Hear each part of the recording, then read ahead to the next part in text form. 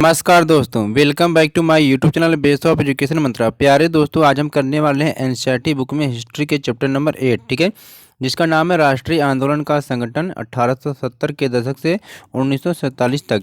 ठीक है, तो इससे पहले हमने इस चैप्टर के आधे पार्ट को हमने कर लिया है। ठीक है, कुछ टॉपिक को हमने कवर कर लिया है। आज जो दूसरे टॉपिक को आज हम पार्ट 2 में क्या है कवर करने वाले हैं। ठीक है, तो इस पार्ट को भी देखकर पूरे कंप्लीट वीडियो को करें। ठीक है, चैप्टर को। और अगर आप सीटेट या किसी भी एग्जाम की तैयारी करते हैं जिसमें एनसीईआरटी की बुक से क्वेश्चन पूछे जाते हैं तो ये वीडियो आपके लिए बहुत ही महत्वपूर्ण है। ठीक है, तो चलिए हम देखते हैं इस पार्ट में हमने कहाँ से शुरू करना है। तो प्यारे दोस्तों, इसके पहले के टॉपिक को हमने पार्ट फर्स्ट में कंप्लीट कर लिया है। ठीक है, तो अगर आपने नहीं देखा है तो डिस्क्रिप्शन बॉक्स में उसका लिंक दे दिया जाएगा, जरूर देख लेंगे। ठीक है, तो चलिए आज हम करने वाले हैं यहाँ से कि 1922 से लेकर 1929 की जो घटना है उनको हम देखने वाले हैं। ठीक है, चलिए देखते हैं। महात्मा गांधी हिंसक आंदोलनों के विरुद्ध थे। इसी कारण फरवरी 1922 में जब किसानों की एक भीड़ ने चौरी चौरा पुलिस थाने पर हमला कर उसे जला दिया तो गांधी जी ने अचानक असहयोग आंदोलन को वापस ले लिया। ठीक है, उस दिन 22 पुलिस वाले मारे गए। किसान इसलिए बेकाबू हो गए थे क्योंकि पुलिस ने उनके शांतिपूर्ण जुलूस पर क्या गोली चला दी थी। असहयोग आंदोलन खत्म होने के बाद गांधी जी के अनुयायी ग्रामीण इलाके में रचनात्मक कार्य शुरू करने पर जोर देने लगे। चित्तरंजन दास और मोतीलाल नेहरू जैसे अन्य नेताओं की दलील थी कि पार्टी को परिषद चुनावों में हिस्सा लेना चाहिए और परिषदों के माध्यम से सरकारी नीतियों को प्रभावित करना चाहिए। 20 के दशक के मध्य में गांवों में किए गए व्यापक सामाजिक कार्यों की बदौलत गांधीवादियों को अपना जनाधार फैलाने में काफ़ी मदद मिली। 1930 में शुरू किए गए सविनय अवज्ञा आंदोलन के लिए यह जनाधार काफ़ी उपयोगी साबित हुआ। तो आप सभी जानते हैं कि सविनय अवज्ञा आंदोलन की शुरुआत कब हुई थी? 12 मार्च 1930 से शुरू हुई थी। कब से? 12 मार्च 1930 से शुरू हुई थी और यह कंप्लीट कब हुई थी? तो ये आपके क्या 6 अप्रैल 1930 में जाके कंप्लीट हो गई थी। ठीक है, तो इसको भी आप ध्यान देंगे। भारतीय कम्युनिस्ट पार्टी और हिंदुओं के संगठन राष्ट्रीय स्वयंसेवक संघ की स्थापना 20 के दशक के मध्य दो महत्वपूर्ण घटनाएं थीं। भारत के भविष्य को लेकर इन पार्टियों की सोच में गहरा फर्क था। अपने अध्यापकों की सहायता से उनके विचारों के बारे में पता लगाइए। ठीक है, उसी दौरान क्रांतिकारी राष्ट्रवादी भगत सिंह भी सक्रिय थे। इस दशक के आखिर में कांग्रेस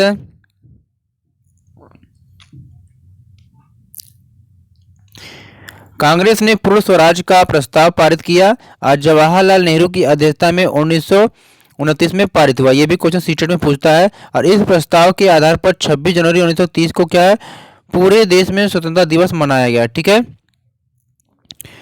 तो यहाँ पर दिया गया है कि बहरे कान के लिए क्या है, बहरे कानों को सुनाने के लिए धमाके की जरूरत होती है। इंकलाब जिंदाबाद। ये कथन किसका था? भगत सिंह का था।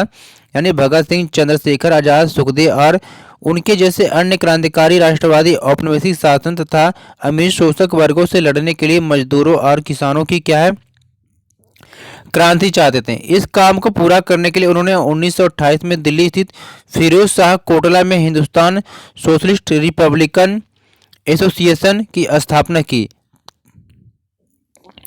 17 दिसंबर 1928 को भगत सिंह, चंद्रशेखर आजाद एवं राजगुरु ने लाला लाजपत राय पर लाठी चार्ज करने वाले सांड्स नामक पुलिस अफसर की हत्या की। इसी लाठी चार्ज के कारण बाद में लाला लाजपत राय की मृत्यु भी हो गई थी। ठीक है, फिर क्या हुआ, लोगों ने इसके बाद अपने साथी राष्ट्रवादी बी.के. दत्त के साथ भगत सिंह ने 8 अप्रैल 1929 को केंद्रीय विधानसभा में बम फेंका। ठीक है, क्रांतिकारियों ने अपने पर्चे में कहा था कि उनका मकसद किसी की जान लेना नहीं बल्कि बहरों को सुनाना है तथा विदेशी सरकार को उसके द्वारा किए जा रहा है भयानक शोषण से अवगत कराना है। भगत सिंह, सुखदेव और राजगुरु को 23 मार्च 1931 को फांसी पर चढ़ा दिया गया। उस समय भगत सिंह की आयु केवल 23 साल की थी। यानी कि आपको ये डेट नोट कर लेना, पेपर में पूछा जाता है कि 23 मार्च 1931 को भगत सिंह, सुखदेव और राजगुरु को फांसी दी गई थी। ठीक है, ये डेट बहुत ही महत्वपूर्ण हमारे लिए। अब ये दांडी मार्च है, ठीक है, यानी कि पूर्ण स्वराज अपने आप आने वाला नहीं था। इसके लिए लोगों को लड़ाई में उतरना था। 1930 में गांधी जी ने ऐलान किया कि वह नमक कानून तोड़ने के लिए यात्रा निकालेंगे। उस समय नमक के उत्पादन और बिक्री पर सरकार का एकाधिकार होता था। महात्मा गांधी और अन्य राष्ट्रवादियों का कहना था कि नमक पर टैक्स वसूलना पाप है, क्योंकि यह हमारे भोजन का एक बुनियादी हिस्सा होता है। नमक सत्याग्रह ने स्वतंत्रता की व्यापक चाह को लोगों की एक खास शिकायत सभी से जोड़ दिया था और इस तरह अमीरों और गरीबों के बीच मतभेद पैदा नहीं होने दिया, ठीक है। अब ये देखिए, गांधी जी और उनके अनुयायी साबरमती से 240 किलोमीटर दूर स्थित दांडी तट पैदल चलकर गए और वहां उन्होंने तट पर बिखरा नमक इकट्ठा करते हुए नमक कानून का सार्वजनिक रूप से उल्लंघन किया। उन्होंने पानी उबालकर क्या है नमक बनाया, उन्होंने पानी उबालकर भी नमक बनाया। इस आंदोलन में किसानों, आदिवासियों और महिलाओं ने भी बड़ी संख्या में हिस्सा लिया। नमक के मुद्दे पर एक व्यावसायिक संघ ने पर्चा प्रकाशित किया। सरकार ने शांतिपूर्वक सत्याग्रहों के निर्मम दमन के जरिए आंदोलन को कुचलने का प्रयास किया। हजारों आंदोलनकारियों को क्या जेल में डाल दिया गया था। भारतीय जनता के साझा संघर्षों के चलते आखिरकार 1935 के गवर्नमेंट ऑफ इंडिया एक्ट में प्रांतीय स्वायत्तता का प्रावधान किया गया। सरकार ने ऐलान किया कि 1937 में प्रांतीय विधायकों के लिए चुनाव कराए जाएंगे। इन चुनावों के परिणाम आने पर 11 से 7 प्रांतों में कांग्रेस की सरकार बनी, ठीक है। अब यहाँ पर थोड़ा सा देख लेंगे, तो यहाँ पर देख रहे हैं कि 6 अप्रैल 1930 को गांधी जी दांडी पहुंचकर वहां पर नमक कानून को तोड़ा, नमक बनाकर, ठीक है। अब क्वेश्चन यहाँ से बनता है, स्वतंत्रता के संघर्ष में महिलाओं का योगदान, यानी कर्नाटक की अंबाबाई। राष्ट्रीय आंदोलन में अलग अलग पृष्ठभूमि वाली बहुत सारी महिलाओं ने भी हिस्सा लिया था। युवा और वृद्ध, अकेली और विवाहित, ग्रामीण और शहरी, रूढ़िवादी और उदारवादी, सभी तरह के माहौल से आने वाली महिलाएं आंदोलन में शामिल हुई थी। स्वतंत्रता संघर्ष, महिला आंदोलन और स्वयं उनके लिए भी यह हिस्सेदारी बहुत ही महत्वपूर्ण थी, क्योंकि उनको बराबरी का हिस्सा भी चाहिए था। अंग्रेज अफसरों और भारतीय राष्ट्रवादियों दोनों को लगता था कि महिलाओं की सहभागिता ने राष्ट्रीय संघर्ष को जबरदस्त ताकत दी है। स्वतंत्रता आंदोलन में हिस्सेदारी के कारण महिलाएं घरों से बाहर आने लगी थीं। इसने उन्हें विभिन्न व्यवसायों व शासन में जगह दिलाई और पुरुषों के साथ समानता का मार्ग प्रशस्त किया, ठीक है। महिलाओं के लिए सहभागिता का क्या अर्थ है, इसकी सबसे अच्छी अभिव्यक्ति खुद उन्हीं के शब्दों में देखी जा सकती है। कर्नाटक की अम्बाबाई का जो विवाह था वह 12 साल की उम्र में कर दिया गया था। 16 साल की उम्र में वह क्या विधवा हो गई थी। उन्होंने उडुपी में विदेशी कपड़ों और शराब की दुकानों की घेराबंदी भी की। उन्हें गिरफ्तार भी किया गया और सजा दी गई। रिहा होने पर उन्हें दोबारा गिरफ्तार कर लिया गया। जब भी वह जेल से बाहर होती, सभाओं में भाषण देती, बुनाई कताई सिखाती और प्रभात फेरियों का आयोजन करती। अंबाबाई इन्हें अपने जीवन के सबसे सुखद क्षण मानती थी, क्योंकि ऐसे क्षणों में उन्हें एक नया मकसद और प्रतिबद्धता दिखाई देती थी। आंदोलन में हिस्सेदारी के अपने अधिकार को मनवाने के लिए महिलाओं को काफ़ी जद्दोजहद करनी पड़ती थी। उदाहरण के लिए नमक सत्याग्रह के दौरान शुरुआत में खुद महात्मा गांधी भी महिलाओं की हिस्सेदारी के समर्थन में नहीं थे। आखिरकार सरोजिनी नायडू ने उन्हें इस बात के लिए तैयार किया कि वे महिलाओं को भी आंदोलन में शामिल होने दें, ठीक है। अब यहाँ पर देखेंगे कि प्रांतीय स्तर पर 2 साल के कांग्रेस शासन के बाद सितंबर 1939 में दूसरा विश्व युद्ध छिड़ गया। हिटलर के प्रति आलोचनात्मक रवैये के कारण कांग्रेस के नेता ब्रिटेन के युद्ध प्रयासों में मदद देने को तैयार थे। इसके बदले में वे चाहते थे कि युद्ध के बाद भारत को स्वतंत्र कर दिया जाए। अंग्रेजों ने यह बात नहीं मानी। कांग्रेसी सरकार ने विरोध में क्या इस्तीफा दे दिया, ठीक है।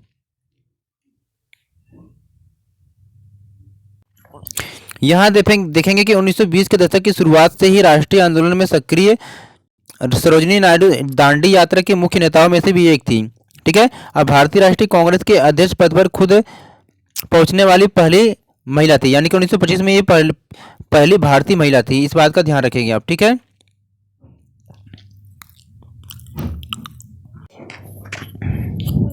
प्रांतीय स्वतंत्रता, संघ के भीतर रहते प्रांतों को तुलनात्मक रूप से क्या है, स्वतंत्र निर्णय लेने की जो क्षमता देना है, यही कहलाता है प्रांतीय स्वतंत्रता, ठीक है। अब यहाँ पर देखेंगे भारत छोड़ो आंदोलन का जो चित्र है, अगस्त 1942 में प्रदर्शनकारी हर जगह पुलिस से लोहा ले रहे थे। हजारों लोग गिरफ्तार हुए हैं, 1000 से ज़्यादा मारे भी गए, असंख्य लोग घायल भी हुए थे। ठीक है, अब यहाँ पर भारत छोड़ो और उसके बाद के बारे में यहाँ पर पढ़ते हैं हम। महात्मा गांधी ने दूसरे विश्व युद्ध के बाद अंग्रेजों के खिलाफ आंदोलन का एक नया चरण शुरू किया। उन्होंने अंग्रेजों को चेतावनी दी कि फौरन भारत छोड़ दें। गांधी जी ने भारतीय जनता से आह्वान किया कि वे करो या मरो के सिद्धांत पर चलते हुए अंग्रेजों के विरुद्ध अहिंसक ढंग से संघर्ष करें। गांधी जी और अन्य नेताओं को फौरन जेल में डाल दिया गया। इसके बावजूद यह आंदोलन फैलता गया। किसान और युवा इस आंदोलन में बड़ी संख्या में शामिल हुए। विद्यार्थी अपनी पढ़ाई लिखाई छोड़कर आंदोलन में कूद पड़े। देश भर में संचार तथा राजसत्ता के प्रतीकों पर हमले हुए। बहुत सारे इलाकों में लोगों ने अपनी सरकार का गठन कर लिया। सबसे पहले अंग्रेजों ने बर्बर दमन का रास्ता अपनाया। 1943 में के अंत तक 90,000 से ज़्यादा लोग गिरफ्तार कर लिए गए और लगभग 1,000 लोग क्या है पुलिस की गोली से मारे गए थे। बहुत सारे इलाकों में हवाई जहाज़ों से भी भीड़ पर गोलियां बरसाने के आदेश दिए गए, परंतु आखिरकार इस विद्रोह ने ब्रिटिश राज को घुटने टेकने के लिए क्या है मजबूर कर दिया। ठीक है, अब यहाँ पर देखेंगे कि सुभाष चंद्र बोस के बारे में। समाजवादी विचार रखने वाले आमूल परिवर्तनवादी राष्ट्रवादी सुभाष चंद्र बोस अहिंसा के गांधीवादी आदर्शों में विश्वास नहीं रखते थे। हालांकि राष्ट्रपिता के रूप में गांधी जी का सम्मान करते थे। यानी कि सबसे पहले आपसे क्वेश्चन पूछा जाता कि महात्मा गांधी को राष्ट्रपिता किसने कहा था, तो ये सुभाष चंद्र बोस के द्वारा ही कहा गया था। ठीक है, जनवरी 1941 में उन्होंने बिना किसी को बताए कलकत्ता छोड़ दिया और जर्मनी के रास्ते होते हुए सिंगापुर पहुंच गए और भारत को अंग्रेजों के नियंत्रण से मुक्त कराने के लिए उन्होंने वहां आज़ाद हिंद फौज यानी इंडियन नेशनल आर्मी INA का गठन किया। 1944 में आज़ाद हिंद फौज ने इम्फाल और कोहिमा की ओर से भारत में प्रवेश करने का प्रयास किया, परंतु यह अभियान सफल नहीं हो पाया। फिर INA के सदस्यों को कैद कर लिया गया और उन पर मुकदमे चलाए गए। देश भर में तमाम तरह के लोगों ने आज़ाद हिंद फौज के सिपाहियों पर चलाए गए मुकदमों के खिलाफ चले संघर्षों में क्या हिस्सा लेना शुरू कर दिया। ठीक है, अब यहाँ पर हम देखते हैं स्वतंत्रता और विभाजन की ओर। ठीक है, 1940 में मुस्लिम लीग ने देश के पश्चिमोत्तर तथा पूर्वी क्षेत्रों में मुसलमानों के लिए स्वतंत्र राज्यों की मांग करते हुए एक प्रस्ताव पारित किया। इस प्रस्ताव में विभाजन या पाकिस्तान का जिक्र नहीं था। मुस्लिम लीग ने उपमहाद्वीप के मुसलमानों के लिए स्वायत्त व्यवस्था की मांग क्यों की थी? 1930 के दशक के आखिरी सालों से लीग मुसलमानों और हिंदुओं को अलग अलग राष्ट्र मानने लगी थी। इस विचार पर पहुंचने में 20 और 30 के दशकों में हिंदुओं और मुसलमानों के कुछ संगठनों के बीच हुए तनाव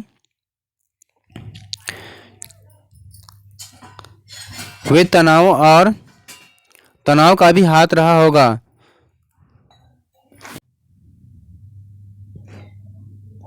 का भी हाथ रहा होगा। 1937 के प्रांतीय चुनाव संभवतः इससे भी ज़्यादा बड़ा कारण रहे। इन चुनावों ने मुस्लिम लीग को इस बात का यकीन दिला दिया था कि यह मुसलमान अल्पसंख्यक हैं और किसी भी लोकतांत्रिक संरचना में उन्हें हमेशा गौण भूमिका निभानी पड़ेगी। लीग को यह भी भय था कि संभव है कि मुसलमानों को प्रतिनिधित्व ही न मिल पाए। 1937 में मुस्लिम लीग संयुक्त प्रांतों में कांग्रेस के साथ मिलकर सरकार बनाना चाहती थी, परंतु कांग्रेस ने इस प्रस्ताव को स्वीकार नहीं किया, जिससे फासला और भी बढ़ गया दोनों के बीच में। ठीक है, फिर क्या 30 के दशक में मुस्लिम जनता को अपने साथ लामबंद करने में कांग्रेस की विफलता ने भी लीग को अपना सामाजिक जनाधार फैलाने में मदद दी। 40 के दशक के शुरुआती सालों में जिस समय कांग्रेस के ज़्यादातर नेता जेल में थे, उस समय लीग ने अपना प्रभाव फैलाने के लिए तेजी से प्रयास किया। 1945 में विश्व युद्ध खत्म होने के बाद अंग्रेजों ने भारतीय स्वतंत्रता के लिए कांग्रेस और लीग से बातचीत शुरू कर दी। यह वार्ता असफल रही क्योंकि लीग का कहना था कि उसे भारतीय मुसलमानों का एकमात्र प्रतिनिधि माना जाए। कांग्रेस इस दावे को मंजूर नहीं कर सकती थी क्योंकि बहुत सारे मुसलमान अभी भी उसके साथ थे। अब 1946 में क्या है, दोबारा प्रांतीय चुनाव हुए। सामान्य निर्वाचन क्षेत्रों में कांग्रेस का प्रदर्शन तो अच्छा रहा, परंतु मुसलमानों के लिए आरक्षित सीटों पर लीग को बेजोड़ सफलता मिली। लीग पाकिस्तान की मांग पर चलती रही। मार्च 1946 में ब्रिटिश सरकार ने इस मांग का अध्ययन करने और स्वतंत्र भारत के लिए एक सही राजनीतिक बंदोबस्त सुझाने के लिए 3 सदस्यीय परिसंघ भारत भेजा। इस परिसंघ ने सुझाव दिया कि भारत अविभाजित रहे और उसे मुस्लिम बहुल क्षेत्र को कुछ स्वायत्तता देते हुए एक ढीले ढाले महासंघ के रूप में संगठित किया जाए। कांग्रेस और मुस्लिम लीग दोनों ही इस प्रस्ताव के कुछ खास प्रावधानों पर सहमत नहीं थे। अब देश का विभाजन असंभव था। कैबिनेट मिशन की इस विफलता के बाद मुस्लिम लीग ने पाकिस्तान की अपनी मांग मनवाने के लिए जन आंदोलन शुरू करने का फैसला किया। उसने 16 अगस्त 1946 को प्रत्यक्ष कार्रवाई दिवस मनाने का आह्वान किया। ठीक है, देखिए 16 अगस्त 1946 को प्रत्यक्ष कार्रवाई दिवस मुस्लिम लीग के द्वारा मनाया जाता था। इसी दिन कलकत्ता में दंगे भड़क उठे जो कई दिन चलते रहे। इन दंगों में हजारों लोग मारे गए। मार्च 1947 तक भारत के विभिन्न हिस्सों में विभिन्न भागों में भी हिंसा फैल गई। कई लाख लोग मारे गए। असंख्य महिलाओं को विभाजन की इस हिंसा में अकथनीय अत्याचारों का सामना करना पड़ा। करोड़ों लोगों को अपने घर बार छोड़कर भागना पड़ा। अपने मूल स्थानों से बिछड़कर ये लोग रातों रात अजनबी जमीन पर शरणार्थी बनकर रह गए। विभाजन का नतीजा यह भी हुआ कि भारत की शक्ल सूरत बदल गई, उसके शहरों का माहौल बदल गया और एक नए देश पाकिस्तान का जन्म हुआ। इस तरह ब्रिटिश शासन से स्वतंत्रता का यह आनंद विभाजन की पीड़ा और हिंसा के साथ हमारे सामने आया था।